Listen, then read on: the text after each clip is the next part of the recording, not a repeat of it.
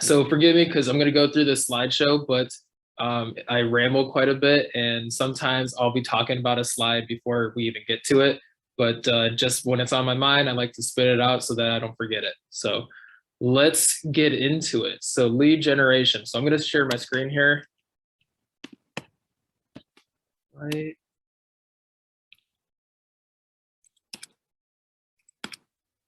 Cool. So there's obviously a lot that goes into lead generation, you know, the follow-up and the transaction itself. So we're going to break it down into pieces and parts, starting with the lead generation model. So real quick, I like this where it says the 6 core competencies of a business. So what you'll notice here, like the last few steps, is talking more about stuff like the small transaction coordination stuff.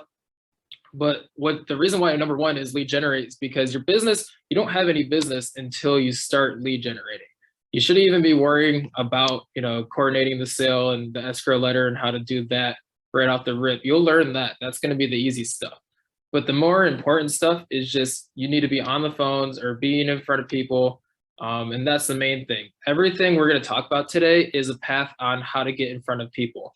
And you'll hear me say this probably 10 times today, but 90% of people work with the first agent they meet, or the first agent they talk to. So if you can get in front of that person, you're the first agent, really show that you're established and you know what you're talking about, you're going to increase your chances dramatically with that. So there's a lot of fears and myths, obviously, in lead generation. I could probably say I relate the most to I'm afraid of making mistakes. But truthfully, all of this is just a matter of you not preparing or practicing.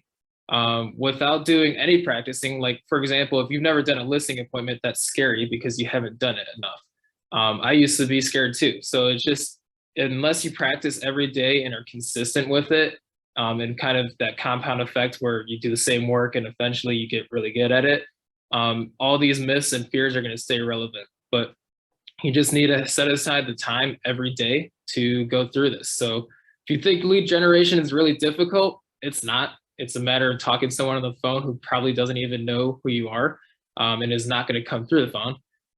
If you don't have time to lead generate, it's because you choose to. So you need to get better. You know, you need to kind of time block and make sure that you're filling your schedule with that. If you don't know what to say, it's just a matter of script practicing every day. Our team, we try to have at least 15 to 30 minutes every morning of just going through scripts. And especially the ones we're going to be going over, like expireds, FSBOs that day, just making sure we know what to say, because essentially your scripts become your dialect in real estate. It's almost another language, you know, it comes out smooth, where it's like learning Spanish. You know, you say it enough, you practice it enough, it comes out very fluent. If you're on the other line and you can tell, I mean, everyone here has gotten a telemarketer before. You can tell when that person is not well versed or has not practiced enough. So don't be that person, because you'll get immediate hang up and you're just wasting more of your time that you figured that you didn't have before. So again, and this slide just, you know, it's the change of attitude, the mindset, right? It's everything, how you think and how you perceive these fears and myths, turning it around into, you know, a positive way. That's going to really control how your actions that come out. And people, again, on the other line, or anybody you're meeting in person, they can perceive and they can understand, like, this person's confident, they are practiced, they're ready for this moment. So just be that person that's ready. SOI, income opportunities. So the only thing I'm going to touch on real quick on this is your SOI is your biggest source of income. I would say probably most agents, it's their most, you know, dominant source of leads and most dominant source of business. So don't make the mistake of not talking to your SOI. A lot of people, they think every day they have to reset and call FSBOs and expireds. That's good to touch on a little bit of everything, but your SOI is the one who's going to kind of give you that repeat business and kind of put you through this lead gen model that we're going to get into. So we'll get into that here in a second. All right, so the lead generation model.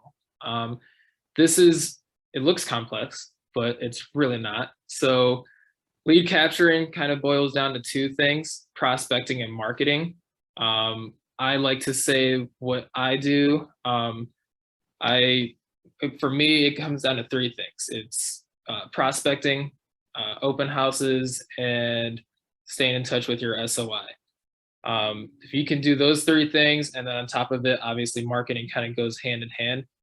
That's how you capture leads. That's how you stay out in front of people, staying top of mind, getting referrals from your SOI, etc.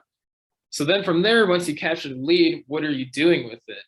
Most people, they write it down and they don't put it anywhere, and they forget about it because they have 30 sheets of paper from weeks and weeks of prospecting, and then it's lost. So there's no point to that. Everyone needs a good database. I use Brivity. So I'm able to capture the lead, put it in Brivity, and then take it. What's important about this model is taking that lead from a lead to a contact. So, and we'll talk about that more in this slideshow, but a lead is essentially someone you're only having a one-way conversation with. If you captured someone and you are sending text to them, sending houses, but they're not answering, that's not a contact. That's a lead. That's someone you're trying to get a business from, but they're not really reciprocating the same kind of interest, or that they really think that you are providing value to them. So your job is to convert them to a contact and have that two-way conversation.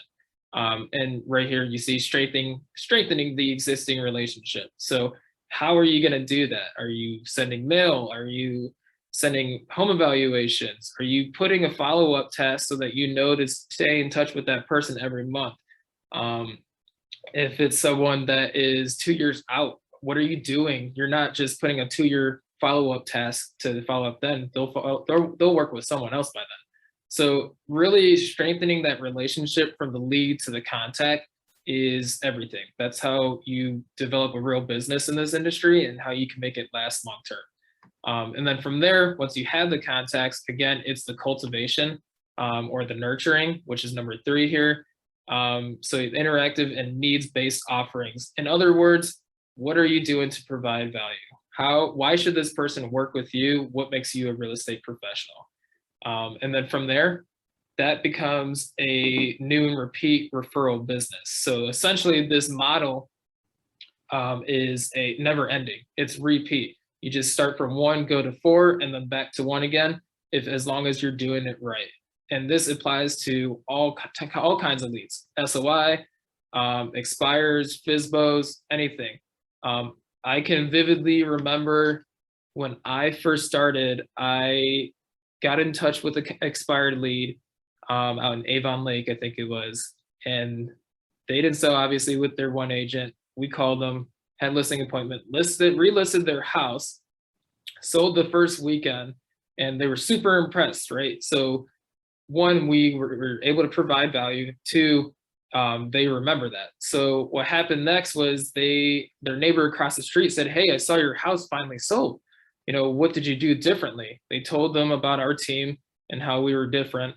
And that person, reached out to me, and I was able to sell their rental property. And then from there, they referred me to another friend of theirs that couldn't sell their house, who was a buy sell. And then that person referred me to their daughter. So just from that one lead capture and cultivating that relationship, really providing value, that leads to, 10xing your income just from that. So the smallest action will lead to the biggest income return. What else? Okay, so I kind of touched on that real quick, but again, I'll just mention real quick, your database is everything. I can't emphasize that enough, because if you have 500 people that you've talked to, or 1,000 people you've talked to, how are you remembering them? A lot of people, I'm sure, are doing open houses, and you're meeting 5 people a weekend, 10, whatever it is. How are you, putting them? Having a database is being able to put them on a follow-up task, and forgetting about it. And not the sense that you're just going to completely black out and not ever remember that person again.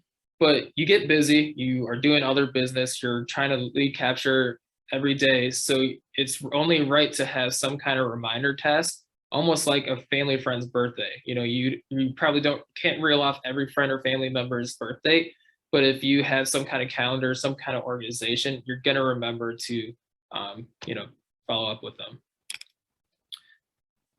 Prospecting versus marketing. So a couple things, marketing is going to be more money intensive. You're paying for the social media ads, the boosted posts, whether that's, if you are paying for leads on Zillow. I can vividly remember spending 1,000 a month just for Zillow leads, and come to learn that they were the same leads I could have got just from prospecting.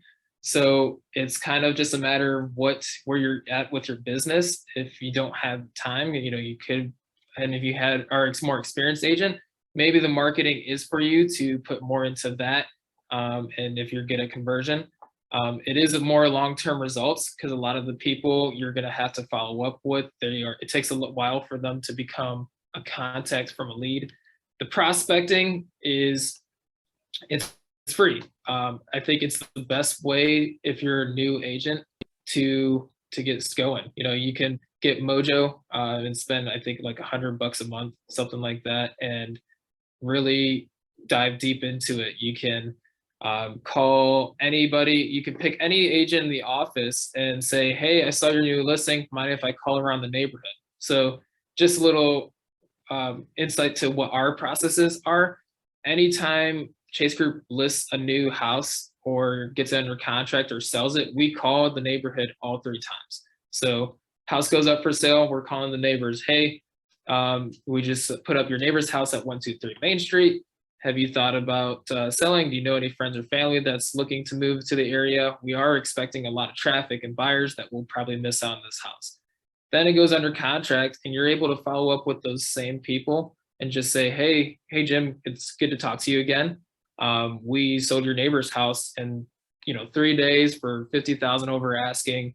It was kind of a wild weekend, and all these buyers missed out. Do you know anybody else in the area that's looking to sell? Because there's just that much need right now. And more than likely, like, they're not going to be ready to pull a trigger. Like, nobody that you call out of the blue is like, oh yeah, come over, sell my house. Every now and then it happens, but very rarely. But the point of the prospecting is you're building your pipeline. So I can tell you right now, probably most people I work with now is people I talked to 2 or 3 years ago. And now, just from prospecting them, calling them on a random stroke of luck back in the day, they're now staying in touch with me because they think I'm able to provide some value. So it is time intensive. It can be draining at times, but you just got to have fun with it. It comes to the point where you have to feel like you're calling a friend or family every time. And that's what I tell myself every time I'm calling is, this person needs my help. And if they don't right now, it's going to be at some point in time. But most people everybody I work with, I should say, the very first time I meet with them is I tell them, here's the expectation. My expectation is I'm going to sell every house that you ever sell in your lifetime, because I'm not selling one to this person. I'm investing a lifetime of work and effort into this person. So just make sure that they see that value. And, even though it is time intensive, it'll pay way more over time. All right. And then relationship management. So probably the most important part, because anybody can get people on the phone, anybody can talk to people, but what are you doing again to nurture that relationship? So again, I use Brivity, and I'll just talk on that because I know the most about it. But just having auto plans or anything that kind of does the work for you, sends out auto emails, kind of providing some more value or insight to the client about the market. I'm able to send out, and I think you can do it through command too, but you can send out home evaluations. So, I mean, that's a great piece of info to share with somebody who might not be ready to sell, but things change all the time in people's lives. You could have a conversation one day where that person tells you to F off, and the next week they're like, hey, come on over and sell my house. So you just never know, and you got to kind of look past those bad conversations you have and really focus on just how do I get back in this person's in front of them. So again, and if you can track their activity. I don't know if Command do this. I don't think it can, but Brivity, you can track people's activities. So like I can see houses that people on my in my database are checking out. Just from sharing the app and seeing, okay, they looked at this house 3 times. Maybe I should give them a call, see if they want to go check it out. So it gives me reasons to follow up with them. And then just like if you are subscribed to any in like Inman, or if you read a lot like I do, any good article I see, I mass email it and I send it to anybody in my database. So just free touches that keeps you top of mind. All right, just again, leads the one-way conversation, contacts two-way.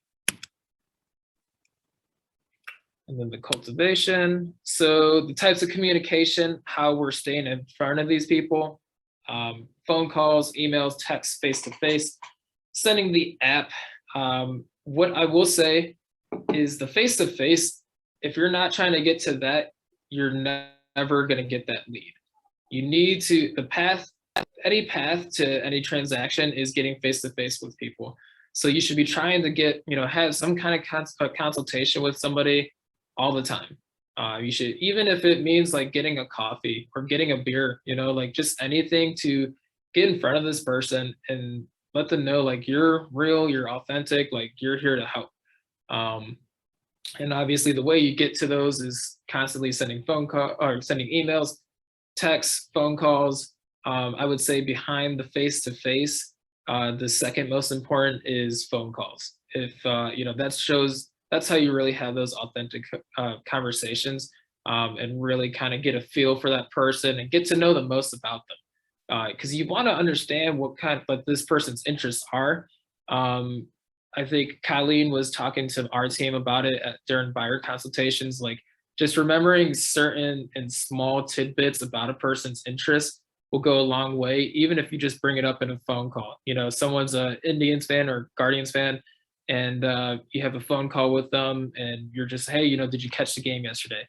So just, not all conversations, or at least the full length of the phone call, text message, any kind of communication needs to be about real estate. You're there too. And like I said, if your goal is to make this a lifetime client, you should be talking about everything, because should essentially become a friend of yours.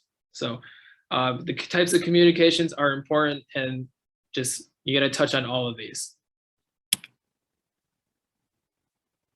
All right, so the lead generation model that we had just went over, again, the new repeat and referral this model applies to all of them. So for new leads, you're going to capture them, put them in your database, cultivate them, and then repeat. Same thing with a repeat client, and then the same thing with the referral client. What I can say is that I'm a big fan of like the compound effect. If you guys ever read the book, really good book, but essentially you can increase and double your income in this business from doing the same work every year. And it's kind of wild to think about, because if you have a client and you sell them a house, you put them through this whole lead gen model. If your goal, like it should be, is to sell them every house they have, the average person moves every 7 years. So every 7 years, you're going to have another sale from that person, and not just a sale, you're going to have a buy sale from that person. So in a matter of even 14 years, you're selling them 5 houses. Now, if you're doing that to repeat clients, people that were referred to you, new clients, imagine how many sales you have just going into the future from just repeating this business. And on top of that, what a lot of people don't consider is most of your clients are making more money as they get older. Their income's bigger, they're buying bigger houses. And the cool thing about real estate is, despite inflation, our commissions move with inflation. We make more money because as the prices go up, so does our commission. So something to keep in mind is just, really nurturing that relationship with past clients is going to lead to the referrals and the new business. So if you can repeat this funnel or this model, it's really going to set you up to do the same work, like getting back to that compound effect, doing the same amount of work, calling, following up, nurturing, and getting, an astronomical amount more in return, just from that consistency. So probably the biggest thing that I think I noticed just from doing real estate.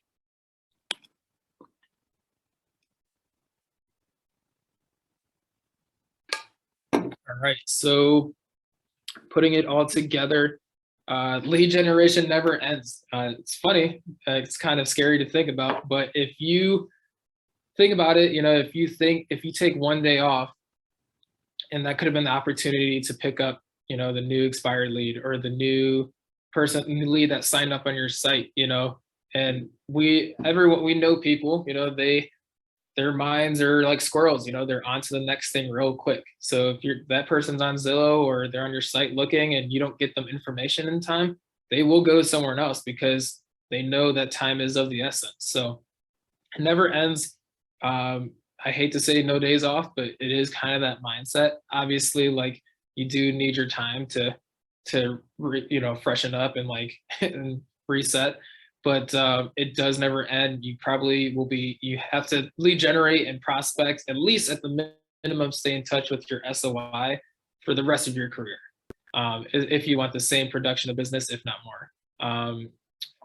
It is best when it's time blocked. That is probably, if there's one thing you can take away from today, is time blocking your prospecting time. If you don't time block, like, you don't make the time. If I'm a big believer, if it's not in your calendar, it's not happening.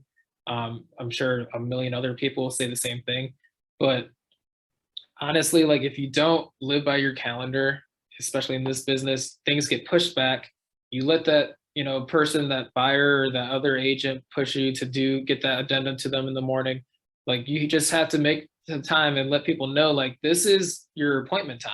Essentially, if you don't take the time and live by your time blocks, you are saying, like, this isn't that important. And it's almost like if you were at a listing appointment and you just got up and did something else in front of the seller. So it's that important.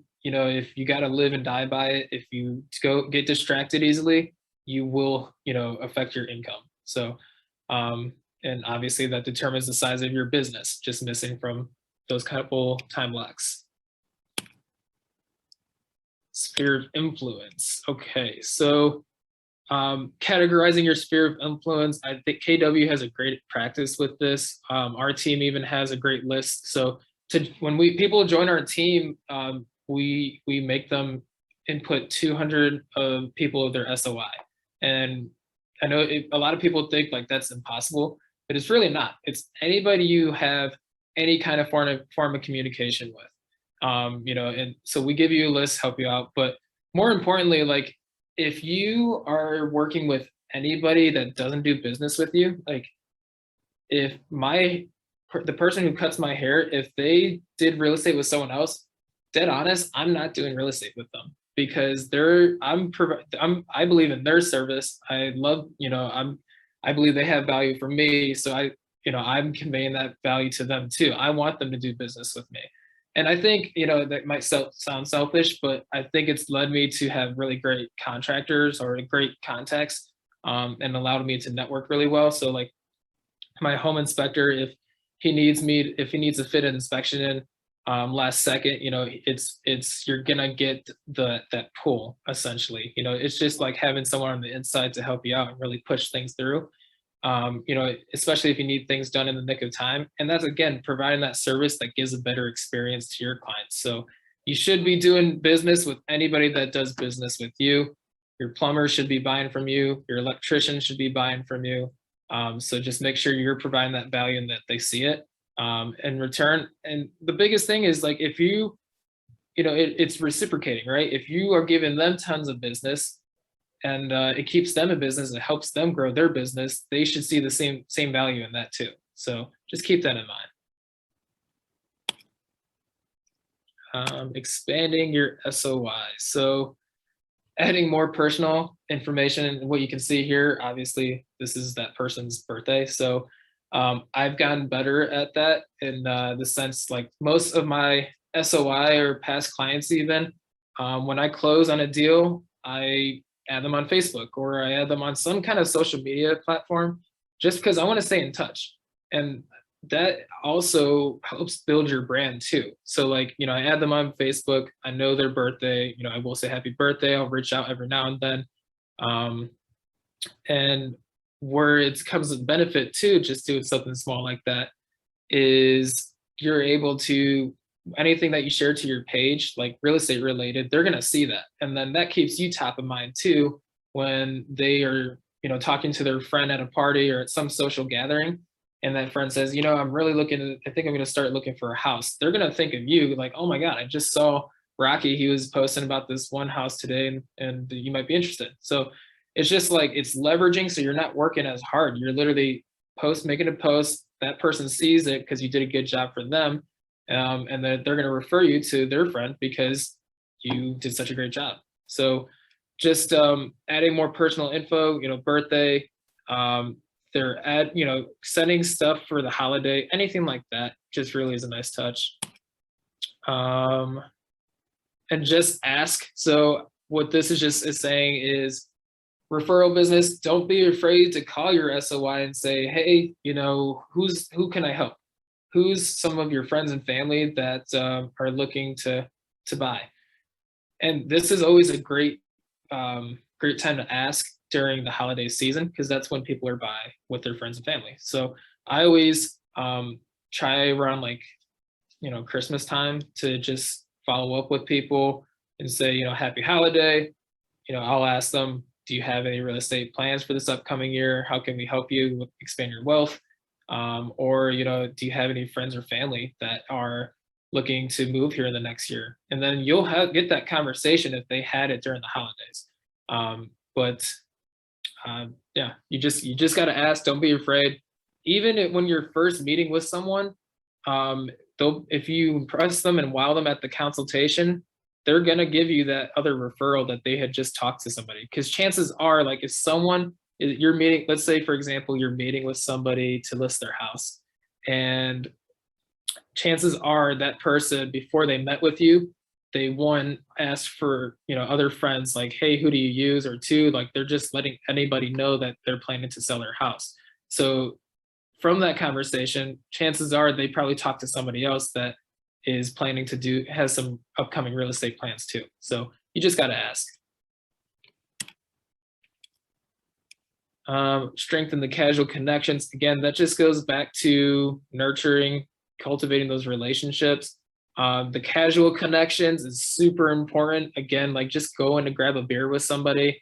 If right here you can see, but clearly like coaching, anything like that, getting involved where people can see you face to face is the best way to strengthen a relationship, is the face to face interaction. What we do every year, we have Thanksgiving Heroes. So we feed, we take food to people and families in need during Thanksgiving. But it's a great way for me to get face to face with my SOI. We invite all of our past clients, people we're working with, to Thanksgiving Heroes, and they help us out. And chances are, like, they have such a good time that they are asking, when's the next one, or when's the next event? Because following that Thanksgiving, or prior to the Thanksgiving event, we have a bunch of charities. We have fundraisers, golf outings. So it's an opportunity to invite these people to all of those and keep them involved in a charity that we care about. So, so having some kind of charity, giving back, and involving your SOI is huge, because that allows you, again, just to get face to face, and you're doing something cool with people that you really like to hang out with. Kind of the same thing, just joining the groups. Let's see. So this is kind of good scripts here, just asking your lead, your sphere of influence. But I'm trying to move this one here. Let me move that. So I am building my business on people I know and people we know. Do you know if anyone from family? Okay. So yeah, again, it's just asking. Don't be afraid to ask people if they know anyone with future real estate needs.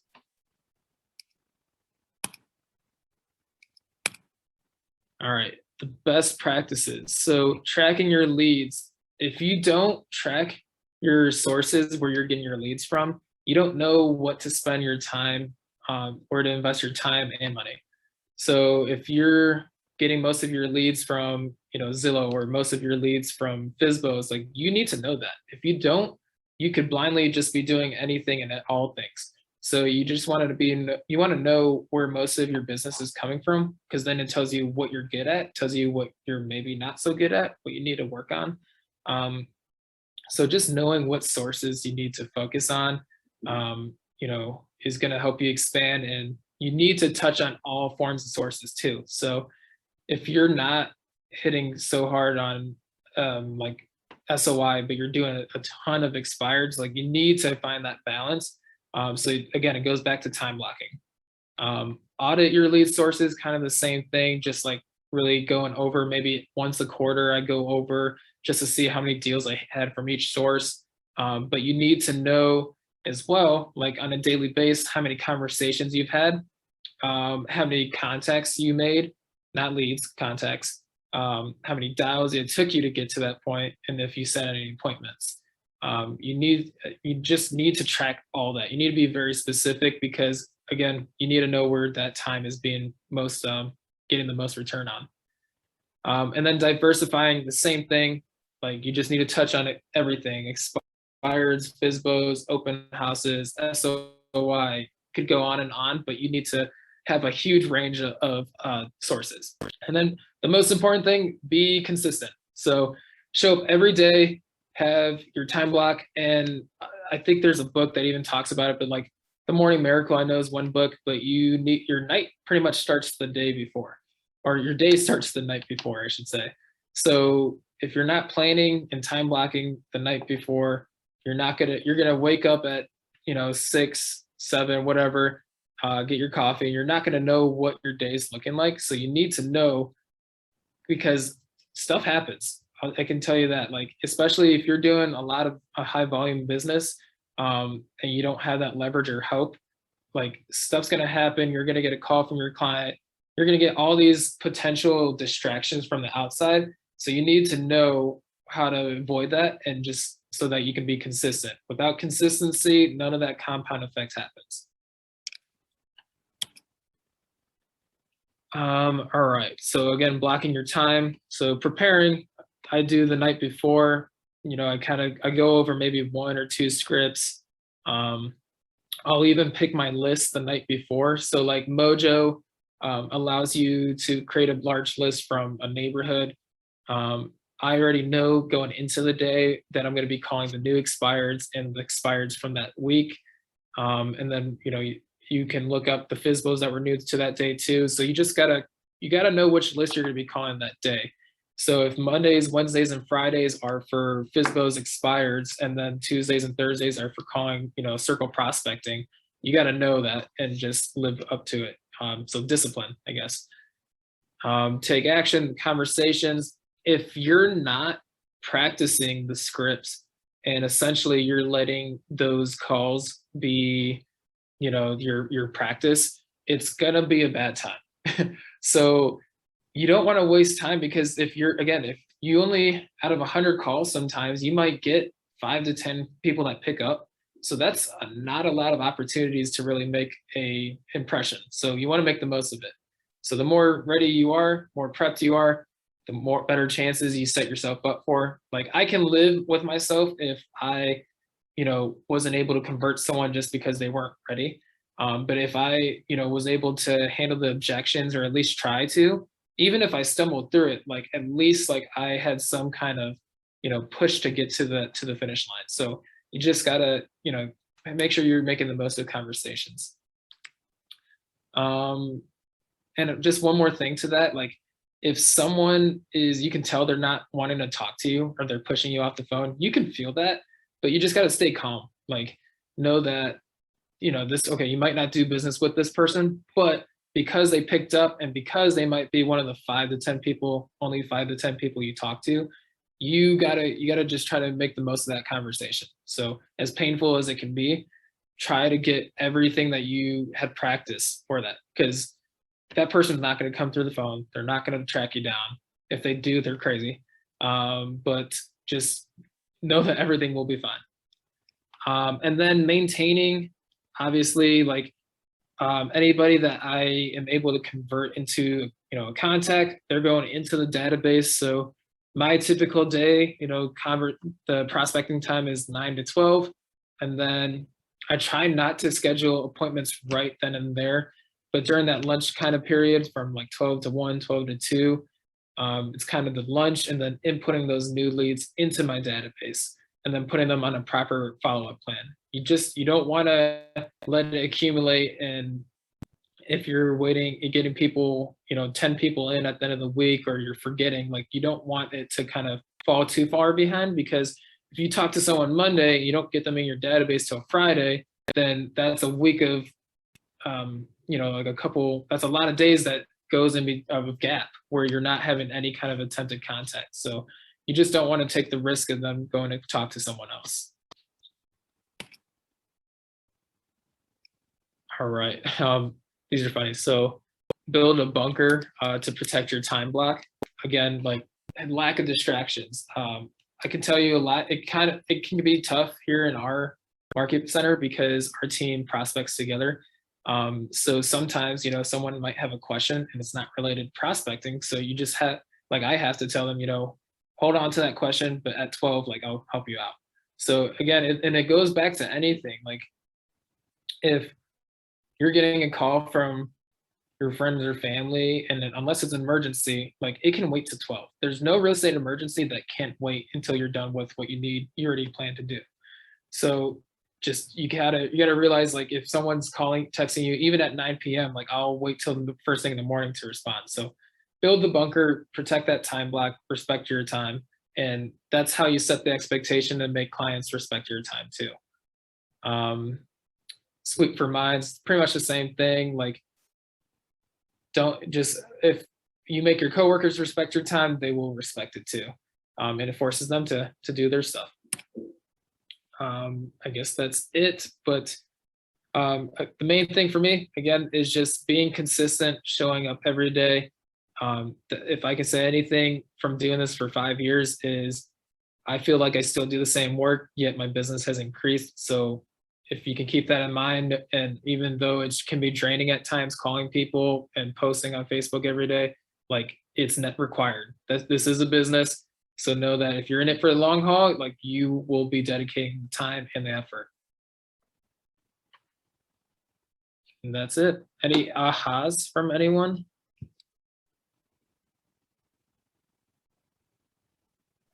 Yes, I like how you said script should become our dialect. I think that's important. And also, I thought of something you mentioned too over the last couple of days, which is I had this contractor that I've been working with for years. Like every house I've had, I've used him. Great contractor, great guy, and he knew another realtor, but who was I guess his friend, known longer to me, but he just bought a house from with the realtor, and so I'm asking him if I can sell his current house, the one he moved out of. But I look at it like it dawned on me just recently. Like I'll put probably tens of thousands of dollars into his business, Right.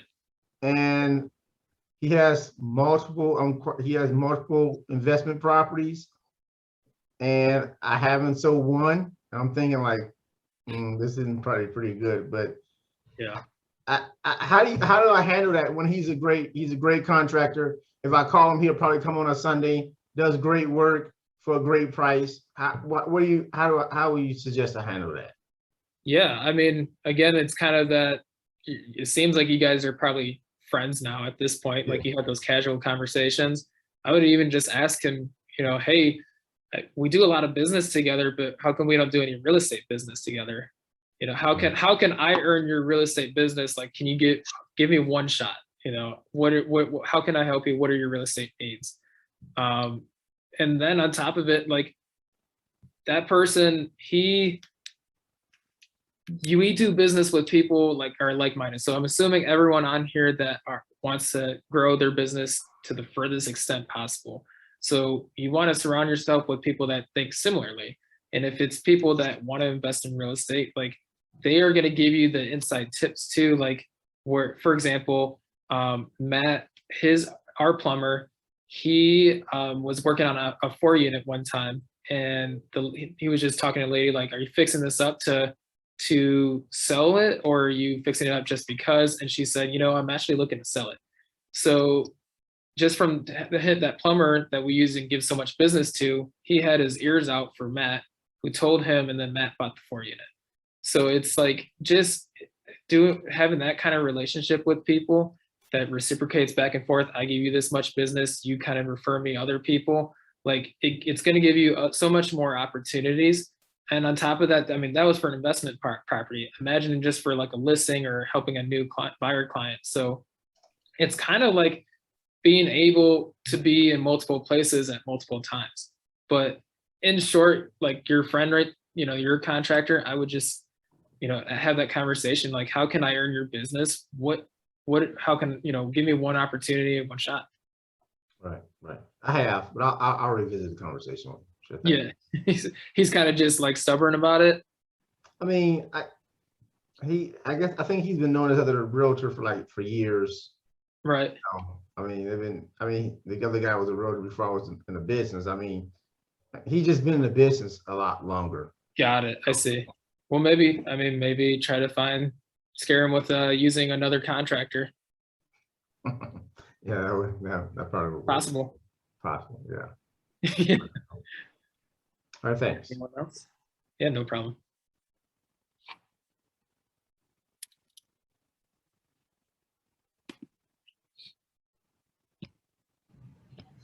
We have some questions in the chat. One of them is asking for a little bit more information about Mojo that you talked about a few times.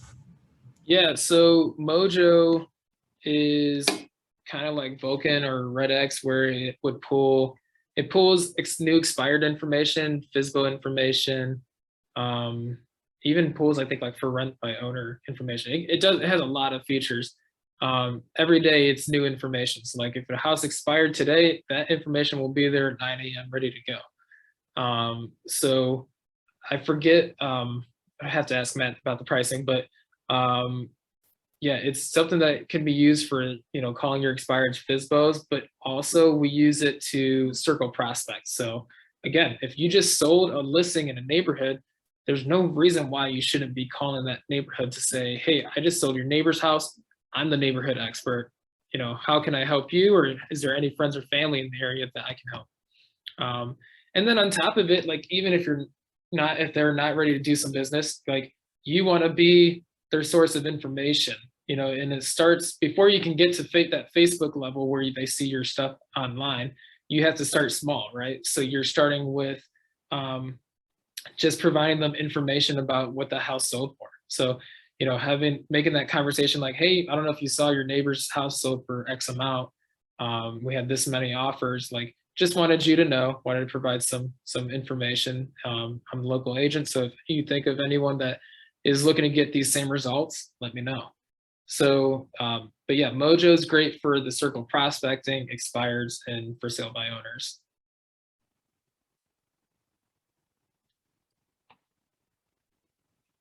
I think I have chat pulled up now. Okay. How do you specifically log all your calls and follow through schedule? So Brivity tracks all of our activity, conversations. They call them dispositions, meaning like if you talk to somebody, there's a button you click that says talked or left message or failed phone call, wrong phone number. There's all those kind of disposition buttons in both Brivity and Mojo. And then that tracks it. It makes a report every day. You can even like go back 3 months ago to see what your activity was like. So again, like that is super important, because what I always say, like what gets tracked gets measured, meaning like if you are tracking, like you're able to measure how far you've come, your progress, and really see like what's working for you and what's not. But it makes it a lot more difficult if you have to write it down. So Mojo and Brivity both track your calls and contacts for you.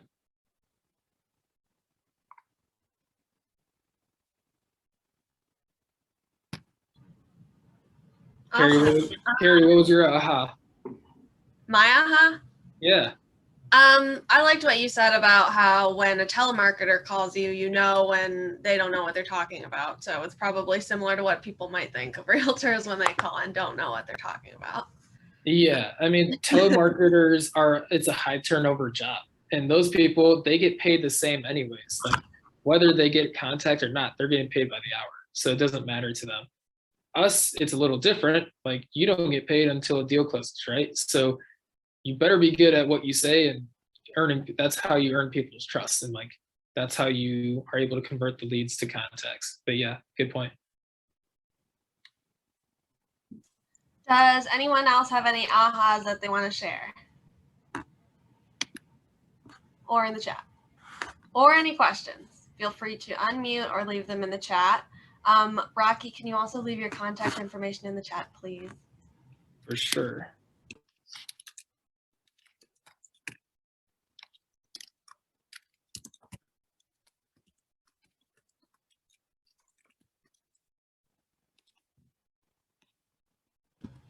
So yeah, just sent it. If anyone has any questions, I mean, you can get scripts anywhere. I can send you scripts. Just send me an email. But you should be practicing those 15 minutes at least a day. Practice with someone. Because again, without really practicing it, just like English class, like you're not gonna have that dialogue or that it's not gonna come out.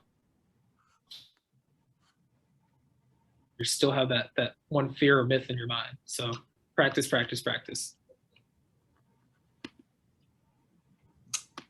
There's another question in the chat about Mojo.